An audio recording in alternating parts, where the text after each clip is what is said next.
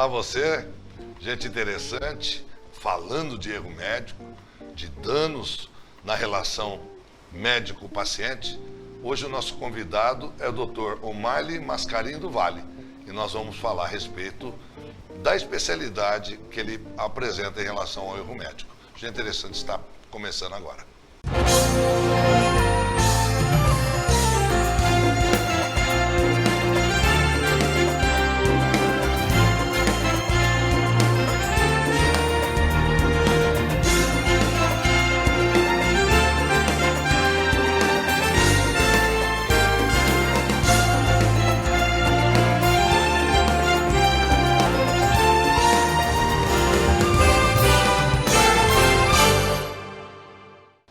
Bem, nessa caminhada que nós estamos fazendo em relação às discussões de erro médico, danos morais, da relação paciente com o médico ou com o dentista também, com os profissionais de saúde, nós já fizemos algumas entrevistas, fizemos com o Dr. Arthur Cristiano Arantes, falando a respeito do erro de dentista propriamente dito.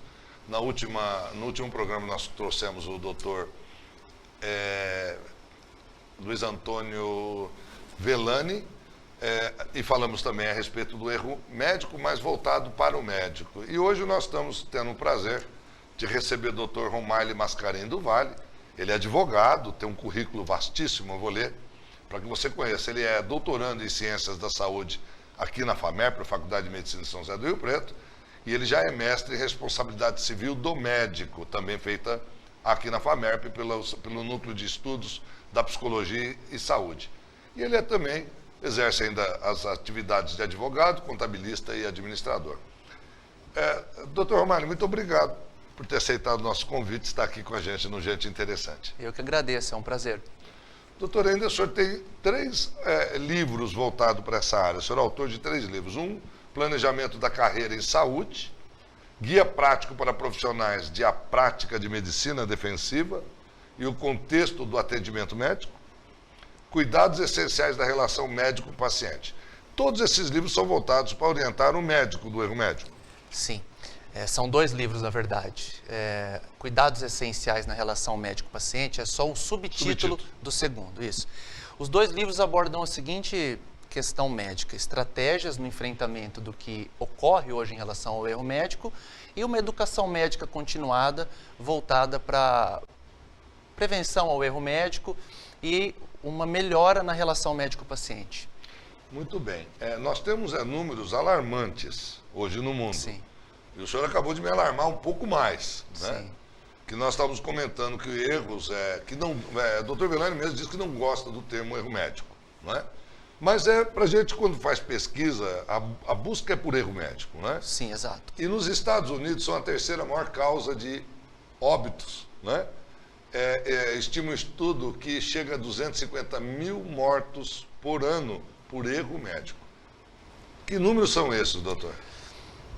Eu adoro números, mas números representam uma verdadeira tragédia na análise do erro médico. Em 2015, um ano marcante, um divisor, nós tivemos mais mortes por erro médico do que por câncer ou doenças cardiovasculares, respectivamente, aqui no Brasil. No total, eu lembro com muita clareza, porque foi um dado do meu mestrado, de 1.194 mortes por dia. 1.194 por dia. E quando fala erro médico e atrogenia, que na especialidade médica é assim que se fala, na verdade eles falam mortes evitáveis. Esse número é o número de mortes evitáveis em uma pesquisa do Instituto de Saúde Suplementar.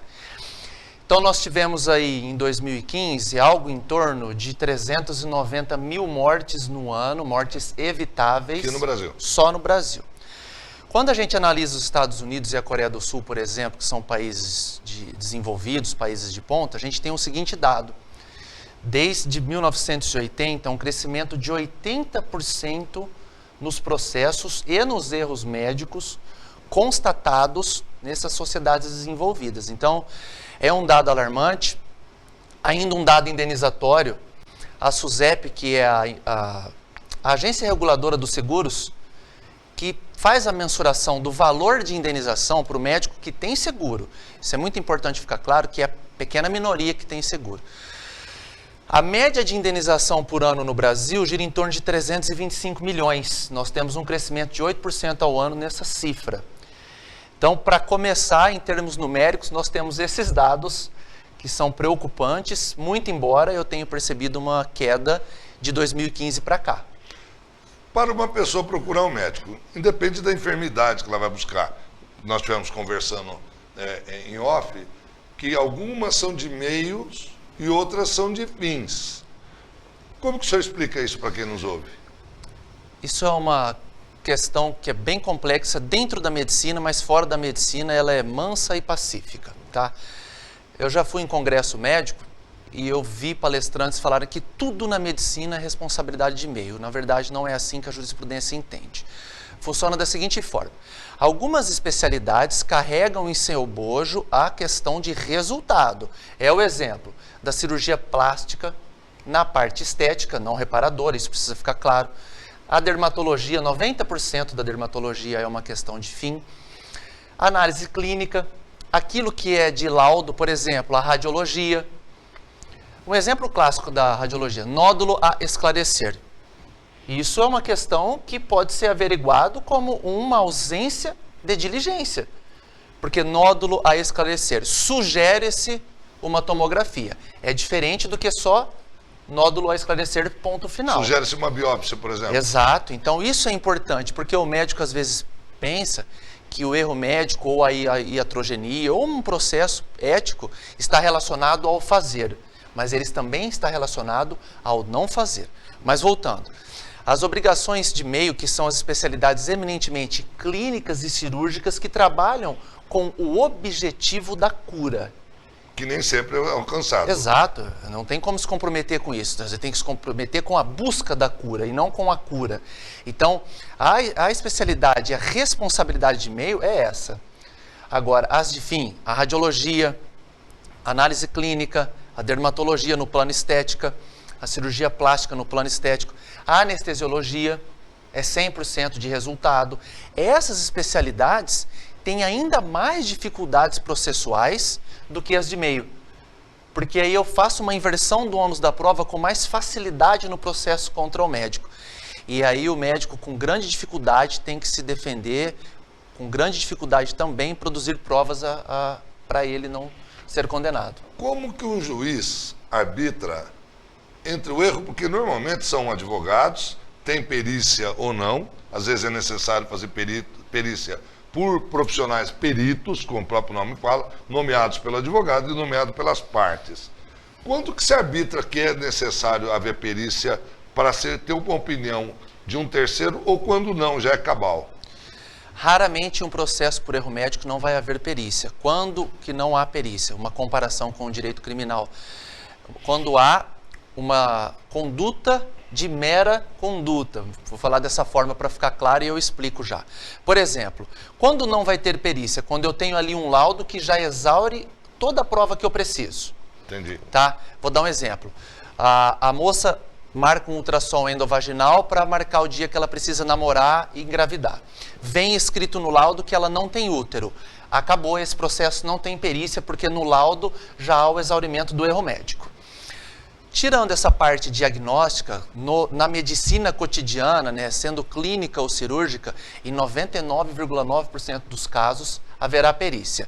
O juiz nomeia o perito, as partes têm a faculdade de nomearem assistente técnico para que haja uma tese, uma antítese e uma síntese processual ali. E eu faço uma crítica, inclusive nos meus livros, a respeito da perícia em especial. Hoje nós vemos, por exemplo, um reumato fazendo perícia de casos da oftalmologia. Nós temos um oftalmo fazendo perícia de casos da ortopedia. E com todo respeito, eu não estou aqui para desmerecer médico de forma alguma, na verdade eu trabalho a favor do médico. Eles não têm, às vezes, o conhecimento necessário para fazer perícia de casos tão dentro, né, tão específicos de uma especialidade. Como, por exemplo, como que um oftalmo vai fazer perícia de uma cirurgia torácica, que é bem complexa, né? E isso ocorre não raramente no âmbito forense. E aí nós vemos um problema grave e que não vai ser resolvido por enquanto, porque nós não temos nada. Mas aí houveram 2 erros, doutor. Primeiro, do juiz não ter nomeado um perito que não tem conhecimento. Sim. Segundo, e o médico ter aceitado fazer uma perícia sem conhecimento. Eu acho que aí é um erro em cima de outro erro, né? O médico que aceita fazer a perícia, na verdade, ele é um médico que fez um curso de perícia. Normalmente uma pós-graduação lato sensu. Não necessariamente ele tem a expertise naquela área. O juiz, quando ele nomeia o perito que se cadastrou no tribunal. Ele não sabe a especialidade daquele perito. Sai a publicação em forma de despacho, nomeio como perito o médico fulano de tal. Acabou. Ele vai fazer a perícia. Cabe ao advogado, nesse sentido, impugnar a perícia em virtude de inaptidão técnica, com todo respeito ao perito, porque em alguns casos são muito complexos. São gritantes. Exato. Bem, eu vi que você também dá aula, né? Você é professor na Unirp, né? Você também dá aula na Faceres, né? De erros médicos. Eu gostaria de fazer várias perguntas na área de educação, mas nós vamos fazer isso depois do intervalo. Nós vamos para 1 minuto e já voltamos. Achei extremamente rápida a migração da plataforma presencial para o módulo online. Isso mostrou a responsabilidade, a competência e a estrutura da instituição e do seu corpo docente. Maravilhoso. Além de videoaula, a gente tem muito conteúdo que a gente não conseguiria em sala de aula. Principalmente as aulas ao vivo.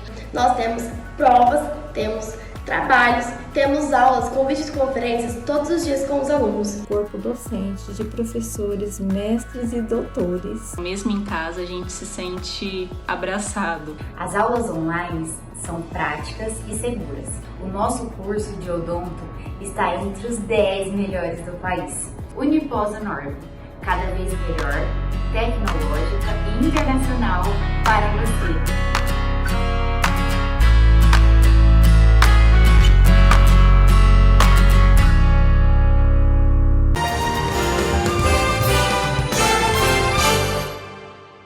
Olá, gente interessante está de volta. Hoje recebendo a visita ilustre do advogado Romaile Mascarinho do Vale. E nós estamos falando de erro médico, nós falando da relação médico-paciente e a gente está aprendendo bastante com ele. E na área de educação que eu perguntava no final do primeiro bloco, que a gente está percebendo algumas inconsistências, doutor. Eu tenho perguntado para os outros entrevistados que assim, nós temos 7.000 vagas de residência, que hoje é obrigatório ter uma residência médica, né? Ou ter um curso relativo à formação. Eu já tive orientação de alguns médicos que oferecem residência grandes e ilustres de Rio Preto, que dizem que muitos médicos estão chegando sem saber aferir pressão. Outra situação que dessas 7.000 vagas, 40% não são preenchidas por falta de docente e por falta de verbas do Estado para manter esses docentes.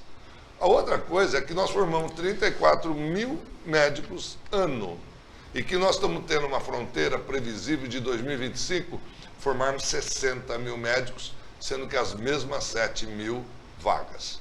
Então, há um crescente aparecimento de um renascimento de cursos para médicos, independente da faculdade, quase que uma segunda faculdade. Como o doutor Romaile mesmo disse, ele fez 3 faculdades, eu fiz 2, não é? Então, na nossa busca de formar, porque às vezes uma formação ela não é contingente para botar um profissional no mercado. Eu queria resumir assim, o senhor como professor, onde é que fica, do ponto de vista jurídico, o erro médico com o crime? Essa é uma questão bem complexa, porque é o seguinte, a parte criminal do erro médico, ela está adstrita ao não agir, porque o médico não vai agir com dolo contra o paciente, salvo casos graves de psicopatia, que a gente vê em nível Brasil, astros que fizeram coisas insuportáveis e impossíveis. Mas o deixar de agir é um problema que pode desaguar na ordem criminal, como, por exemplo, o abandono de um plantão. Que seria omissão? Seria omissão. Ou risco de produzir um resultado irreversível, né? É a mesma circunstância de quando você bebe e dirige. Você assumiu o risco de determinado resultado, e isso acontece. quando você abandona um plantão e tem paciente aos seus cuidados, você pode ser responsabilizado no âmbito criminal.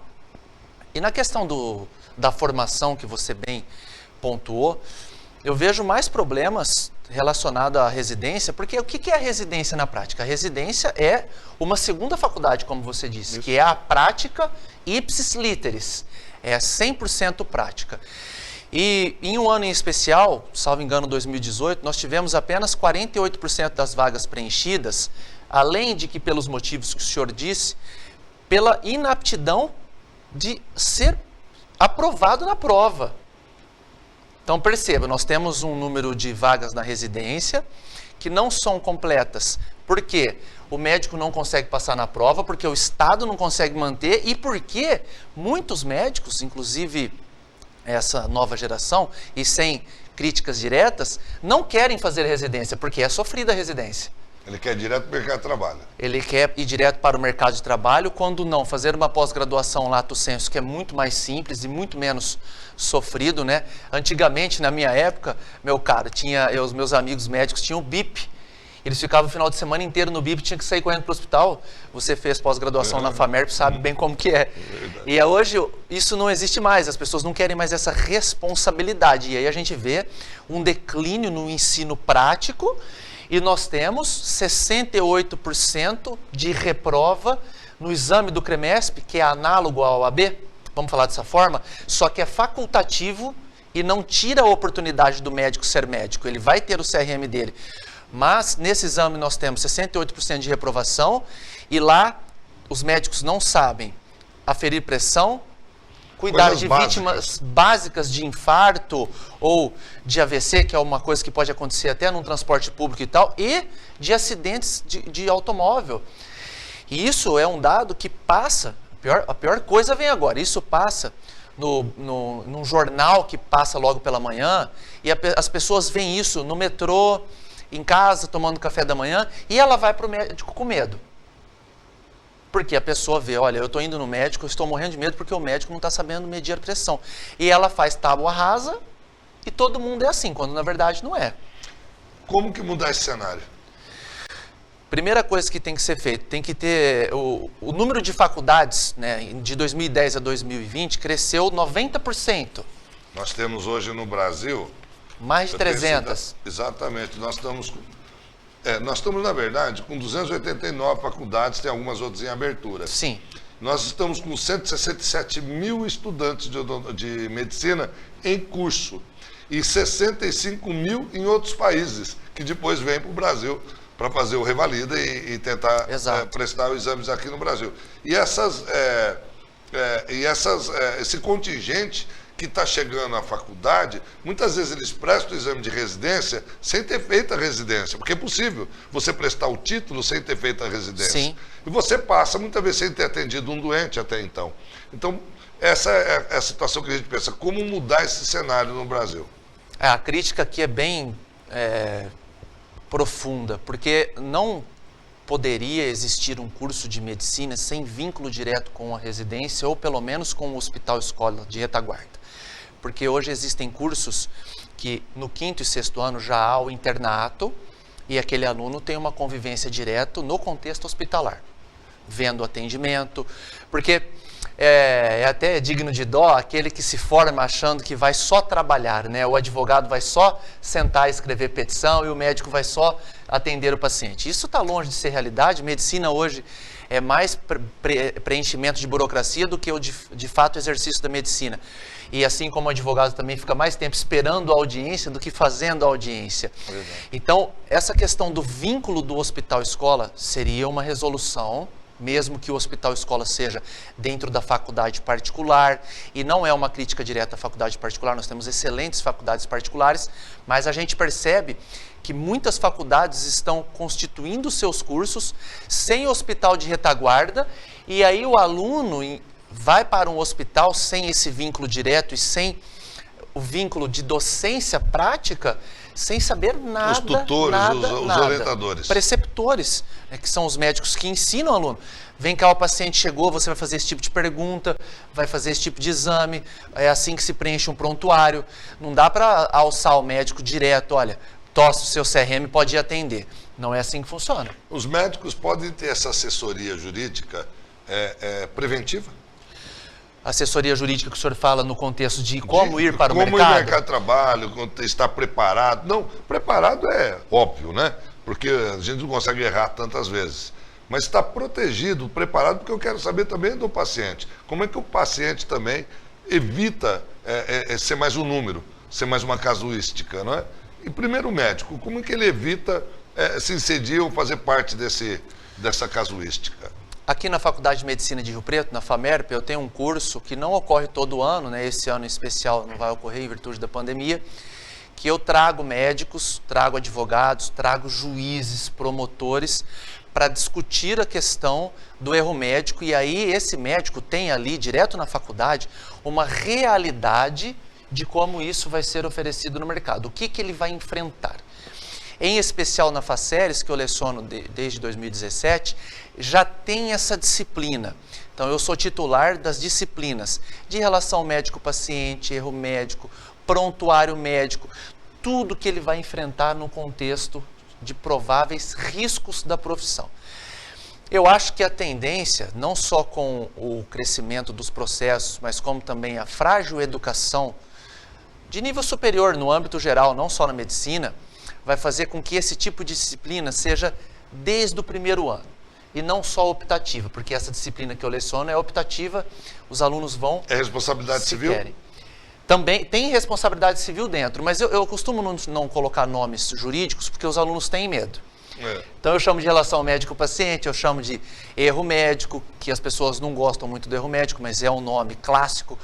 O processo cadastrado no tribunal, ele é cadastrado como erro médico. Então aquele que falar não é erro médico é mero preciosismo. A técnica é essa. Entendi. E do ponto de vista do paciente, eu sei que o senhor milita mais para médicos, né? O senhor faz as defesas e para os médicos em si, para evitar que eles errem. Sim. Mas eu gostaria que o senhor encerrasse essa entrevista me dizendo, e o paciente, quando ele for escolher o médico, quais são os predicativos que ele deve observar para não se tornar mais uma estatística? Bom, para o paciente eu tenho a dica, e é óbvio que não vou generalizar, mas aquele médico que investe demais em marketing, que está sempre publicando antes e depois, que eu sou o doutor... Que é proibido, né? Exatamente. Que eu sou o doutor fantástico, que na curtida de número 1000 você ganha uma consulta, ou um botox, ou uma lipo. Esse é um cara que tem que tomar cuidado. Tá? E não porque ele é inapto, claro que tem gente muito competente que faz isso, mas o médico, o paciente tem que ver ali a relação médico-paciente. Se o médico está ouvindo, se o médico está de fato prestando atenção no que está acontecendo. Rio Preto, é complicado falar disso em Rio Preto, porque aqui nós temos excelentes médicos, o segundo maior hospital-escola do país, a Faculdade de Medicina Top 5 Brasil. Então aqui a gente trabalha numa realidade fora disso.